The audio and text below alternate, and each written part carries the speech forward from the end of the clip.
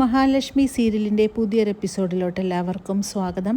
അങ്ങനെ മേഘനാഥനാണെങ്കിൽ ഹോസ്പിറ്റലിൽ വെച്ച് തന്നെ സാഗറിനെ കാണുകയാണ്. അങ്ങനെ സാഗറിൻ്റെ അടുത്ത് വളരെ ദേഷ്യപ്പെട്ട് സംസാരിക്കുകയാണ്. എന്നിട്ട് സാഗറിനോടായിട്ട് പറയുന്നുണ്ട്, നിന്നെ ഞാൻ കൊല്ലും, നീ എൻ്റെ പെണ്ണിനെ തട്ടിയെടുത്തവനാണെന്നെല്ലാം പറയുമ്പോൾ സാഗർ പറയുന്നുണ്ട്, നിനക്കതൊരിക്കലും സാധിക്കില്ല, എൻ്റെ പെണ്ണിനെയും എന്നെയും പിരിക്കാനായിട്ട് നിനക്ക് ജീവിതത്തിൽ സാധിക്കില്ല എന്നെല്ലാം പറഞ്ഞുകൊണ്ട് സാഗറാണെങ്കിൽ ചുട്ട മറുപടി കൊടുക്കുന്നുണ്ട് മേഘനാഥന്. അതേസമയം അത് കണ്ടുകൊണ്ട് അങ്ങോട്ട് വരികയാണ് തോമസ് വൈദ്യൻ. ഇവരുടെ വഴക്കെല്ലാം കണ്ട് തോമസ് വൈദ്യനാണെങ്കിൽ ആകെ അമ്പരക്കുന്നു. അങ്ങനെ തോമസ് വൈദ്യൻ പറയുന്നുണ്ട്, നിർത്താൻ, നിങ്ങൾ എന്താണ് ഇവിടെ കാണിക്കുന്നതെന്ന് ചോദിച്ചുകൊണ്ട് വളരെ ദേഷ്യപ്പെട്ടുകൊണ്ട് തന്നെ അങ്ങോട്ട് വരുന്നു. തോമസ് വൈദ്യനെ കാണുന്നതും മേഘനാഥനാണെങ്കിൽ സാഗറിനെ പിടിവിടുന്നുണ്ട്. എന്നിട്ട് സാഗറിനോടായിട്ട് പറയുന്നുണ്ട്, എന്താണ് സാഗർ ഇവിടെ പ്രശ്നമെന്ന് ചോദിക്കുമ്പോഴേക്കും, ഞാനൊന്നും ചെയ്തില്ല സാറേ, ഞാൻ ഇവിടെ നിൽക്കുന്ന സമയത്ത് ഇയാൾ എൻ്റെ മേത്തോട്ട് മെക്കിട്ട് കയറുകയായിരുന്നു എന്നെല്ലാം പറയാണ്.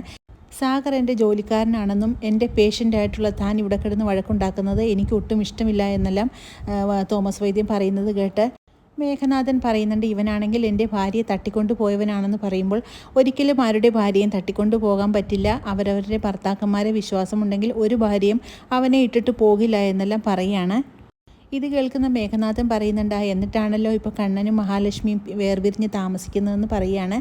അതേസമയം സാഗറിനോടായിട്ട് വൈദ്യൻ ചോദിക്കുന്നുണ്ട്, തന്നെ ഇതെല്ലാം പറയുന്ന സമയത്ത് താൻ ഇതെല്ലാം കേട്ടുകൊണ്ട് നിന്നോ എന്ന് ചോദിക്കുമ്പോൾ ചുട്ട മറുപടി തന്നെ പറഞ്ഞു കൊടുക്കണ്ടേന്ന് പറയുമ്പോൾ, ഞാൻ അതെല്ലാം പറഞ്ഞിട്ടുണ്ട് സാറേ എന്ന് സാഗർ പറയുന്നുണ്ട്. പുറത്തുനിന്ന് പോയി കറങ്ങാൻ വേണ്ടി ഒരുങ്ങി വരികയാണ് നമ്മുടെ കണ്ണനും മഹിയും. അങ്ങനെ കണ്ണനെയും മഹിയെയും കാണുന്ന അനന്തവും ലേഖയും ആണെങ്കിൽ ആകെ ഞെട്ടിപ്പോകുന്നുണ്ട്. അങ്ങനെ അനന്ത് പറയുന്നുണ്ട്, എടാ നിന്നെ ഇപ്പോൾ കണ്ടാൽ ഒട്ടും മനസ്സിലാകില്ലല്ലോ, നീയൊരു മാസ്ക് കൂടെ വെച്ചാൽ നീ ആണെന്ന് കൂടെ മനസ്സിലാകില്ല എന്ന് പറയുമ്പോൾ, അതിനല്ലേ ഞാൻ ഒരാളെ കൂടെ സഹായം തേടിയിട്ടുണ്ട്, ഈ കൂളിംഗ് ഗ്ലാസ് എന്ന് പറഞ്ഞുകൊണ്ട് കണ്ണനാണെങ്കിൽ കൂളിംഗ് ഗ്ലാസ് എടുത്ത് വെക്കുകയാണ്. എന്നിട്ട് അവരോടുള്ള യാത്ര പറഞ്ഞുകൊണ്ട് അവിടെ നിന്നും പോകുകയാണ്.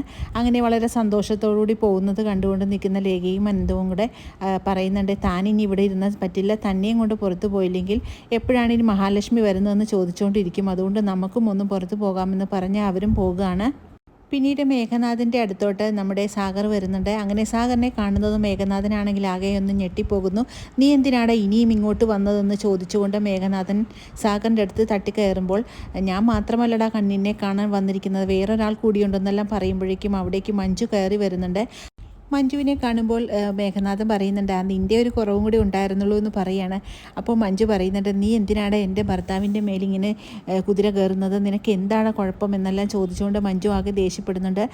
നീ എൻ്റെ ഭർത്താവിൻ്റെ പിറകെ ഇങ്ങനെ കുതിര കയറി നടന്നിട്ടുണ്ടെങ്കിൽ നിൻ്റെ എല്ലിൻ്റെ എണ്ണം കുറയുമെന്നും നിന്നെ മാർക്കുവാണെങ്കിൽ നോട്ടമിട്ടിട്ടുണ്ടെന്നും എല്ലാം പറയുകയാണ്. അങ്ങനെ മേഘനാഥന് നല്ല ചുട്ട മറുപടി കൊടുത്തിട്ട് തന്നെ മഞ്ജുവും സാഗറും അവിടെ നിന്നും പോകുന്നു.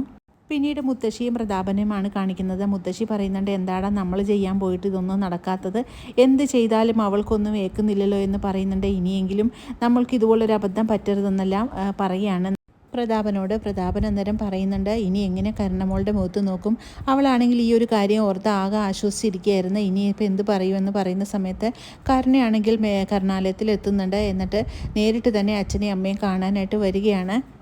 പ്രതാപം പറയുന്ന ഈ കാര്യം കേട്ട് കരുണയ്ക്കാണെങ്കിൽ ആകെ ദേഷ്യം വരുന്നുണ്ട്.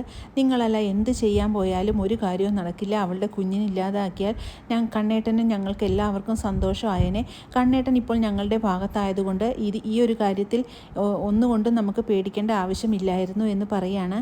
ഇനിയും അമ്മ അവൾക്ക് പലഹാരങ്ങളെല്ലാം ഉണ്ടാക്കിക്കൊണ്ട് പോകും, അതിലെങ്കിലും ഒന്ന് കറക്റ്റായിട്ട് ഇതെല്ലാം നിങ്ങൾ ചേർക്കണേ, അതിലും ഒരു അബദ്ധം പറ്റരുതെന്നെല്ലാം കരുണ പറയുന്നത് കേട്ട് പ്രതാപനും മുത്തശ്ശിയും പറയുന്നുണ്ട്, മോളെ ഇനി മോളൊന്നും പേടിക്കണ്ട, ഇനി ഒരു അബദ്ധം ഞങ്ങളിൽ നിന്ന് പറ്റില്ല എന്നെല്ലാം ഉറപ്പ് നൽകുന്നുണ്ട്.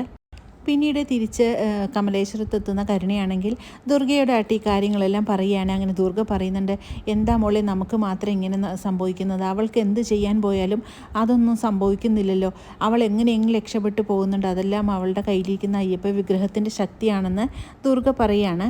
എന്താണെങ്കിലും മോളുടെ അമ്മ വീണ്ടും ഇനി അവൾക്ക് പലഹാരങ്ങളെല്ലാമായിട്ട് പോകില്ലേ, അപ്പോഴെങ്കിലും മുത്തശ്ശിയോടും അച്ഛനോടും ഇനി ഒരു അബദ്ധം പറ്റാത്ത രീതിയിൽ അത് ചെയ്യണമെന്ന് പറയുകയാണ്. അത് കേട്ട് കരുണ പറയുന്നുണ്ട്, അങ്ങനെ ചെയ്യാമെന്നാണ് എന്നോട് മുത്തശ്ശിയും അച്ഛനും പറഞ്ഞിരിക്കുന്നതെന്ന് പറയുന്നുണ്ട്. പിന്നീട് കണ്ണനും മഹിയും അവരുടെ തന്നെയായിട്ടുള്ള ടെക്സ്റ്റൈൽസിൽ എത്തുന്നുണ്ട്. എന്നിട്ട് മഹിക്ക് ഇഷ്ടമുള്ള സാരികളെല്ലാം കണ്ണൻ എടുത്തു കൊടുക്കുകയാണ്. പക്ഷേ ഇത് യാദൃച്ഛികമായിട്ട് ഉണ്ണി അവിടെ നിന്ന് കാണാനിടയാകുന്നുണ്ട്. അങ്ങനെ അപ്രതീക്ഷിതമായി കാണുന്ന ഉണ്ണിക്കാണെങ്കിൽ ആകെ ഷോക്കാകുന്നുണ്ട്. കണ്ണേട്ടൻ നടക്കുന്നതും ഏട്ടത്തിയുടെ കൂടെ തന്നെ ഇരിക്കുന്നതും കാണുമ്പോഴേക്കും എല്ലാം തകിടം പറയുന്നതായിട്ട് ഉണ്ണിക്ക് തോന്നുകയാണ്. അങ്ങനെ ഇവർ ഞങ്ങളുടെ മുന്നിൽ നാടകം കളിക്കുകയാണെന്നുള്ള സത്യം ഉണ്ണി അവിടെ നിന്ന് തിരിച്ചറിയാണ്. അങ്ങനെ വളരെ ത്രില്ലിംഗ് ആയിട്ടുള്ള ഒരു എപ്പിസോഡുകളാണ് ഇനി വരാനിരിക്കുന്നത്. പുതിയൊരു എപ്പിസോഡിനായിട്ട് കാത്തിരിക്കാം.